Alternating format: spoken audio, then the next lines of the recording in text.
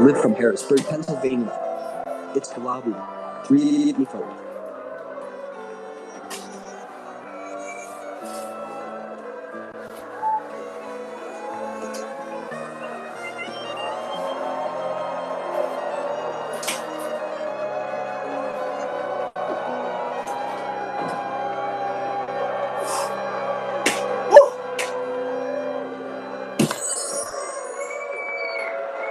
Man, thanks guys. How are you? Hope everybody's hearing me all right.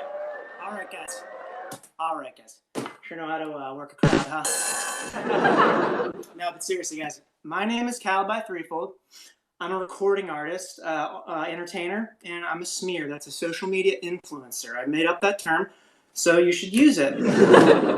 But seriously, folks, it's an odd moment. Odd moment. Isn't it a weird moment? I mean, my shows are all canceled. My tours are all pushed back. I felt like it was the end of my smear career, you know? Then I realized the internet, I mean, it's a germ-free paradise. It's ripe for exploitation. I mean, exploration. That's a better word. It makes more sense, right? It makes more sense. Anyway. Really, I figured I'd be playing these shows to 3 to 5 people. Anyways. Yeah, real funny, guys. So why not just do it online until the situation clears up? So I go to my YouTube account. You know, if I'm going to live stream, I'd figure I'd stream with the big dogs, you know. The unboxers, the slime makers, the kind of people that take a golf ball, put it in a cup of duck piss, and microwave it. Real professionals, I'm talking. 1,000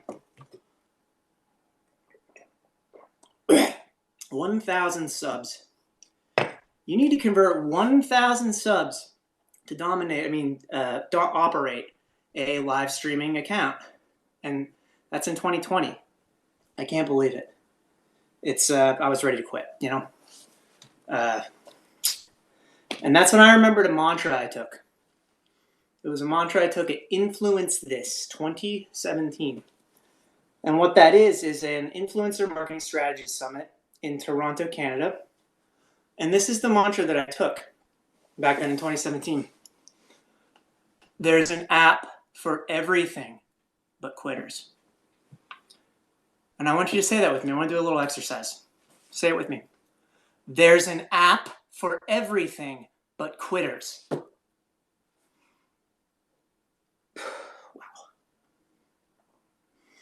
It feels just as good as it did in the old spaghetti house when I took it. The old spaghetti house by the conference hall when I first took that mantra. It still feels just as good today. Anyway, so I did a quick Google search. I found Periscope. And you found me. I found you. Here we all are together, and it's incredible. Like, isn't this incredible, these tools? What would we do without these tools in 2020? Like, say this was we didn't have the internet. Like, what would we even do? We wouldn't be Quaranstreaming. I know that. So, like, it's incredible. We live in such an incredible time. And as a part of that, I have an important job for you. A really important job. I need you to go to my YouTube page. That is at www.calabi, C-A-L-A-B-I, threefold. And we're going to spell out the 3, T-H-R-E-E-F-O-L-D, calabi.threefold.com/YouTube. That's where you'll find my YouTube account.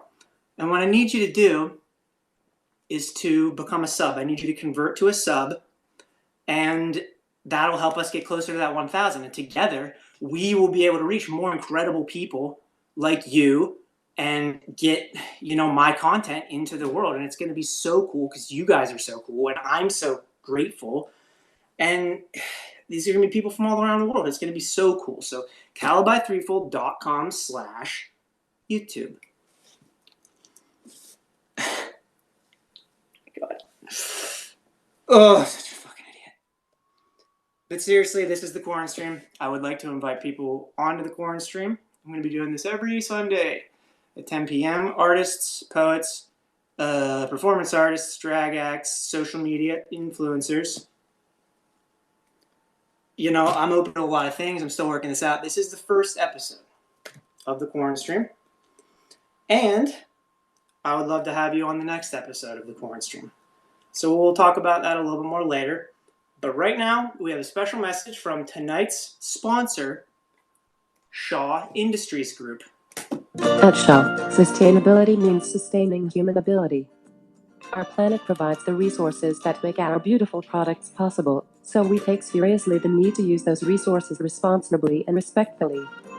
By protecting the planet's limited resources, we can promote the limitless potential of its most abundant and valuable resource, the human resource. We are proud to offer our commercial and residential customers around the world the option to enjoy beautiful sustainable products through our diverse brand portfolio that includes Anderson Tuftex, Cornick, Patcraft, Philadelphia Commercial, U.S.A Contract, U.S.A Floors, U.S.A Hospitality, U.S.A Sports Turf, Southwest Greens, Used Floors and more.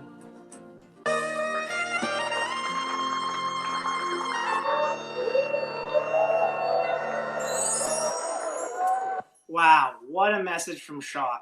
And to talk to us a little bit more now about U.S.A's sustainability measures, well, I've got a big treat. I've got a big treat for you guys. Maybe you've heard of this movie before. Guardians of the Galaxies, Guardians of the Galaxy 2. Have you heard any of these movies before? I mean, they're big deals. Big deals. And here to talk to us, you may have already guessed it, is Rocket the Raccoon. He's here with us from Holotech PR to talk about U.S.A sustainability features. And now we're getting some feedback. Are you there, Rocky? Oh, Rocky. Hello there. Hello there. I'm beloved character Rocket Raccoon from the Guardians of the Galaxy franchise.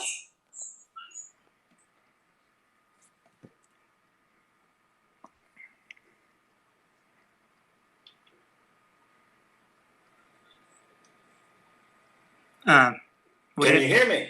Sure, we sure can, Rocky. Hello? Yep.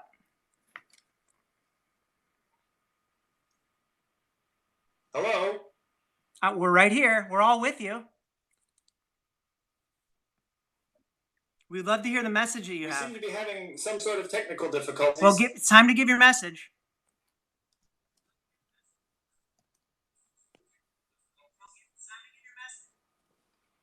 Okay.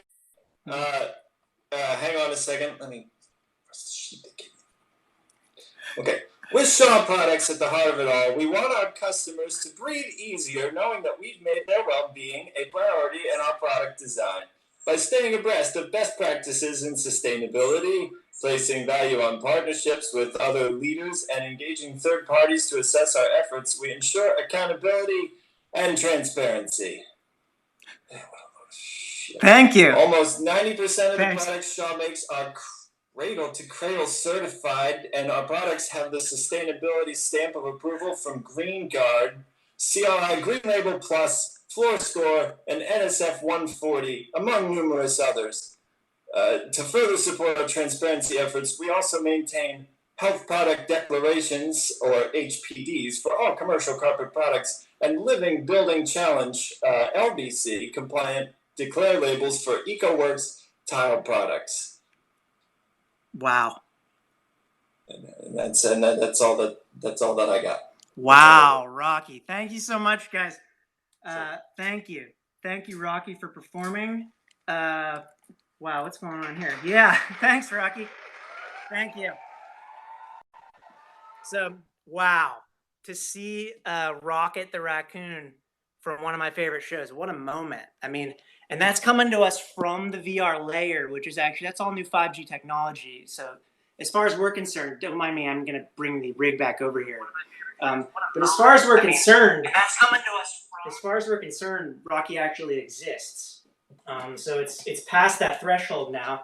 He's learning, as you can tell. There's a lot of intelligence there. He's learning, and he's experiencing now the beautiful world that we live in. So he's learning from us, and we're empowered through him. It's incredible the times we're living in, you know? But you know, it's not all good. It's not all good. We've got this virus thing going on. And you know, times are tough. I'm trying to figure out how to make some money. You know, like Rocket he's, getting paid, and, I'm trying to get paid too. So I think you guys have probably heard about N95 masks. Now, I didn't know what an N95 mask was until I realized I have some. And I've had these for a while. I'm in possession of 10 N95 masks. And I can't show them to you right now because they're in my garage. But what I can show you is a Craigslist ad that I've put up to try to enable my community to meet their needs and for me to meet my needs. And so it's really exciting. I'd like you to go to calabi.threefold.com. I'm not going to spell it again because we already did that. /masks.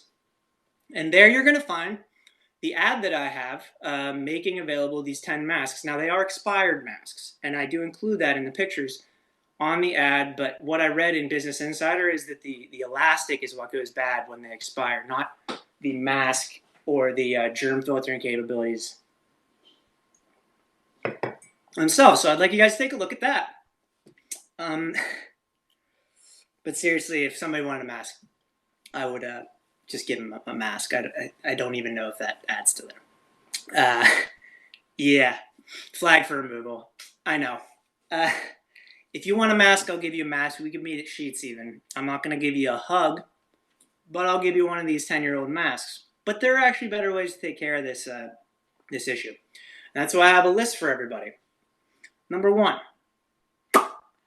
avoid people. And when I say people, I don't mean me. I don't mean me on your screen, because me on your screen isn't a person the same way me. Here's a person, if that makes sense. You could you could lick your screen. You could lick me on your screen and you wouldn't get sick. But if you were to lick me here, you would. And it's interesting how that works. So avoid people. Avoid surfaces. Surfaces they're sort of like the outside part of a thing. So this cup, for instance, the surface is this part.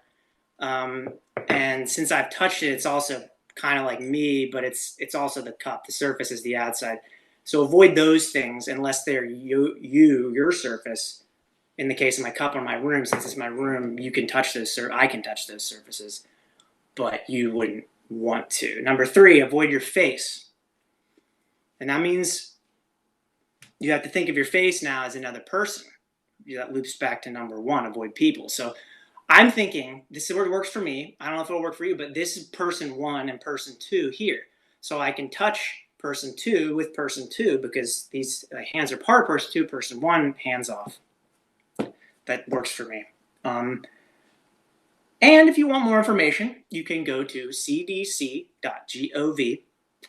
and /coronavirus, and you can learn more about it. You're going to want to click on the link, how to protect yourself. That's cdc/gov.coronavirus. Then click on how to protect yourself. A lot of people are asking how long this is going to last. I'm asking how long this is going to last. We're all worried about how long this is going to last. If we look at the China curve, we're looking around April for the climax, May for the maybe the beginning of the decline, possibly in the clear by June. That would be the China curve. We're not on the China curve. We're on our own curve, and so it's hard to say. It's really hard to say. It could be drug out all summer. It could be, we could still be sitting here this summer getting to know each other, sharing content. Doesn't sound so bad, really. We're just going to have to, get used to each other. So fingers crossed in the Trump checks on the curve. I'm still trying to monetize. No masks have sold yet. And so I'm looking around my studio for inspiration. Let's do an exercise. I want to show you what I was doing. I was looking around the studio. I was like, can I make money on this? Can I make money on this? Can I make money on anything here? Nothing. Is this worth money? Is that worth money? And I just was hanging my head. And in that moment, there was only one thing that I could see. One thing in that moment. And I think we can all guess what that thing was now. Yeah, it was carpet. And in that moment, my fears were assuaged, my fears went away, and I realized I can partner with a carpet manufacturer in order to fund the Quaranstream, in order to fund my smear career, and to get my content out to you and to everybody, to make things more awesome. And so I found a company, U.S.A Industries Group, out of Dalton, Georgia. And so here's the deal. They have something to share with us tonight. And it's called Carpet, a wall-to-wall history, sponsored by U.S.A Industries Group. One of the most famous carpets in history was given by Louis XVI to George Washington. It was woven for the banquet room of Mount Vernon, where it can still be admired today. Pretty cool. Erastus Bigelow introduced power loom technology for various types of carpeting in the early 1840s, and others quickly followed with competing designs. In the 19th century, Americans used carpet to cover poor quality, softwood floors. A commentator wrote in 1870 to that general use of carpets was a necessity some few years ago, from the fact that the floors of our houses were generally built of such poor material and in such a shiftless manner that the floor was too unsightly to be left exposed. Too unsightly to be left exposed, man. I feel that way in the mirror sometimes. Hand loom production outweighed power loom production as late as the 1870s in the Philadelphia area. large rugs became a staple in upper-middle-class American homes by the early 20th century, ballooning to more than 83 million square yards by 1923. Sales fell off even before the Great Depression. Most mills converted to war production during the Second World War, a move that helped forestall a deeper crisis. By the end of the 1930s, a number of firms had begun to experiment with multi-needle machines that could tuft wider swaths of backing material more quickly. Some firms, such as the cleverly named Cabin Crafts, to conjure the image of a cottage industry that already had ceased to exist, had begun making small rugs by covering the entire surface of a piece of backing. Material was tough. So let me jump in here. You have the backing material. Imagine that like the skin, then you have the tufts. That's sort of like your pubic hair or your regular hair. Then the adhesive there's in between, that could be like the sweat. You know, the sweat doesn't hold the pubes on, but this is... Many northern carpet mills begin to open new plants in the South. Moving south allowed older firms to escape unionized workforces, take advantage of the region's lower labor costs, and, occasionally, benefit from incentives offered by state and local governments in the region. Greenville, Mississippi, built a $4 million facility to entice the Alexander Smith Company in the early 1950s. For example, Wow. Sales of the new tufted carpets grew from near zero in the late 1940s to more than 100 million square yards by 1958. The cotton used in these tufted carpets did not compare with traditional woven wool as a floor-covering material. It crushed easily and wore more quickly. Yet already by 1955, southern carpet mills were selling more carpets than northern mills, in spite of the clearly inferior nature of the product. The key was price. The wholesale price of tufted carpet was about half that of woven products. This part's cool. The most significant breakthrough in terms of raw materials came in the mid-1950s from the DuPont Corporation in the form of both continuous filament, BCF, nylon in the mid-1950s. Tufted manufacturers created a market large enough to justify DuPont's research and development costs. DuPont even helped the new industry along by launching its own ad campaign for carpets made with its trademark 501 nylon in the late 1950s and early 1960s. The tufted carpet industry was the nation's fourth fastest growing industry in the 1960s, trailing only aircraft, television picture tubes, and computers. Robert Shaw, CEO of U.S.A Industries, for 2 decades the nation's leading manufacturer of carpet, recalled the late 1950s and 1960s as the era of the Gold Coast in the Dalton area, an era in which demand constantly outstripped supply and small manufacturers and large could succeed with few controls in the seat of the pants management style. By the 1970s, manufacturers developed suitable synthetic substitutes for Indian jute previously used as the backing material. The carpet boom slowed in the 1970s, as did the rest of the U.S. economy. The recessions of the mid-1970s brought an end to the double-digit annual growth rates of the earlier period. In a slower growth environment, attention to cost became critical. Some firms adapted to the changing environment, but many did not. Adaptation generally involved vertical integration. The recession of the early 1980s claimed nearly half of the 285 mills that had been in operation in 1980. By 1992, the industry counted only about 100 mills, down dramatically from its early 1970s peak of more than 400. Shaw Industries, a revamped Mohawk Industries, and a few others bought competitors and moved the industry towards greater consolidation. Moreover, the top 4 firms, led by Shaw Industries, accounted for more than 80% of total production by the early 1990s. The carpet industry today is essentially the domain of a few large firms, led by Shaw Industries and Mohawk. The nation's largest carpet-making firms are headquartered in Northwest Georgia. Thank you for your attention and cooperation during the presentation, and please enjoy the rest of today's sponsored influencer content from Calabi.threefold. Thanks, guys.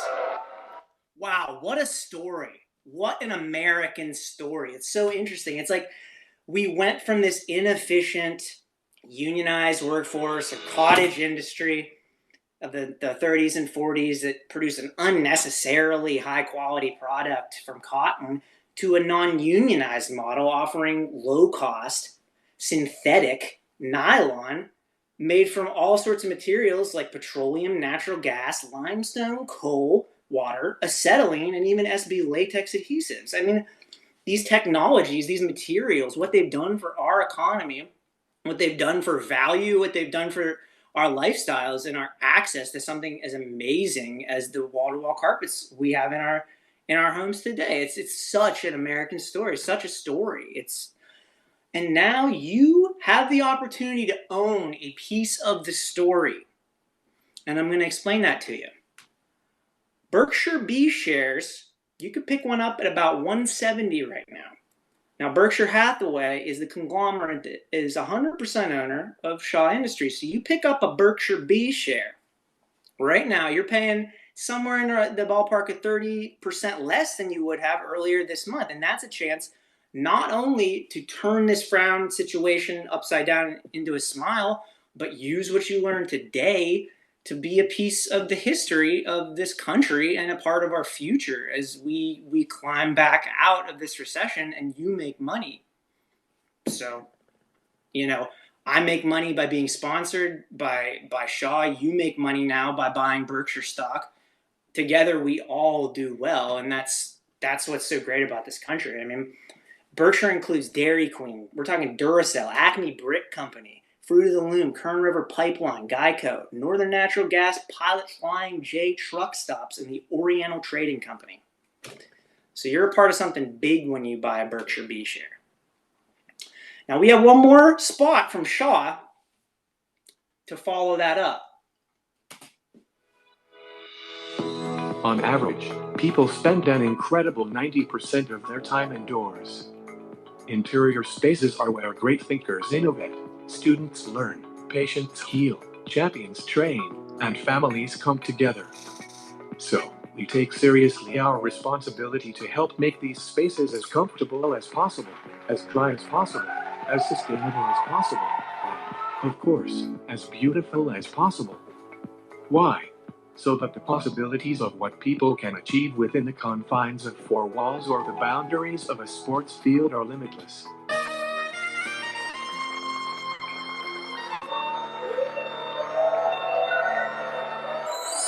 So the boundaries of what a person can achieve within 4 walls are limitless. And I'm about to prove it right here, right now, by performing a new song from my upcoming record, My Final Trauma. And it's called U.S.A. Today. I'm going to prove what Shaw just said. And it goes a little something like this.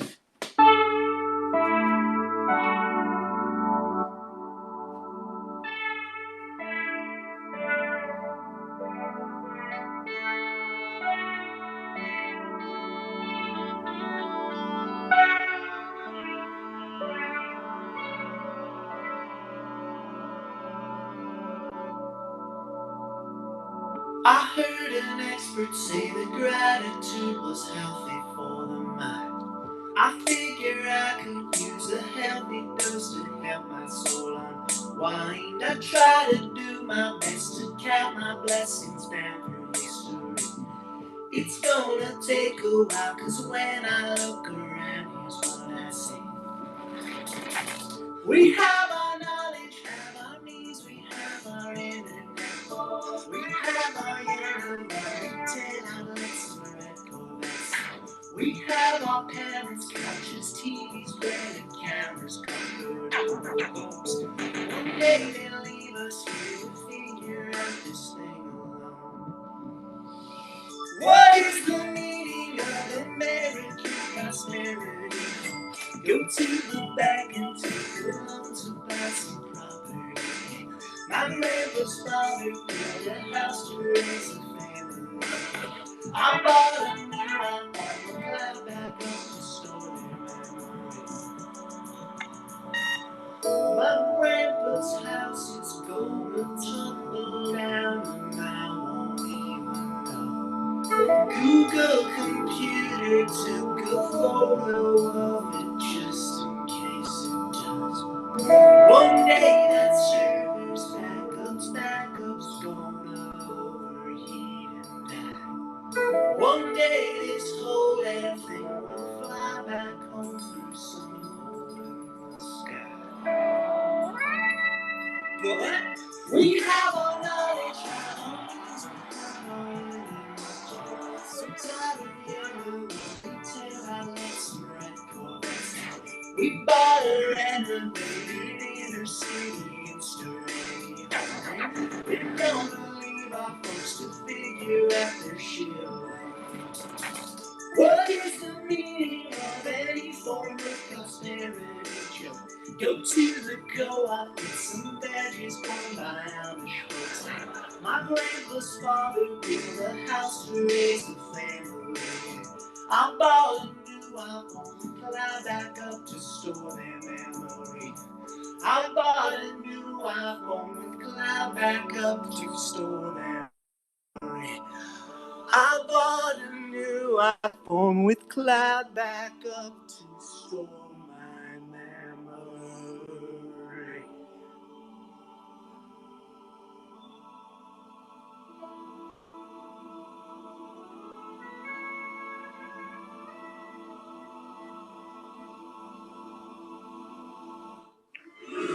Whoa, guys, come on, yeah. Real funny, motherfuckers. Yeah. You guys are hilarious. Thank you so much for watching. This is the end of the episode, but I have one more important thing for you guys. Please email deet, like the bug killer, at calabi.threefold.com with any of your thoughts, concerns, criticisms, ideas, new spots, or anything else for the show. That's deet, like the bug killer, at calabi.threefold.com. Get people to subscribe on YouTube. You subscribe on YouTube. Let's all convert to subs. And together, we can dominate the airwaves and create an influencer storm, an influencer confluence in this moment. This amazing, scary, wonderful American moment. One more thing. We're going to have a song in the credits. It's called All My Passions. Oh, Lord.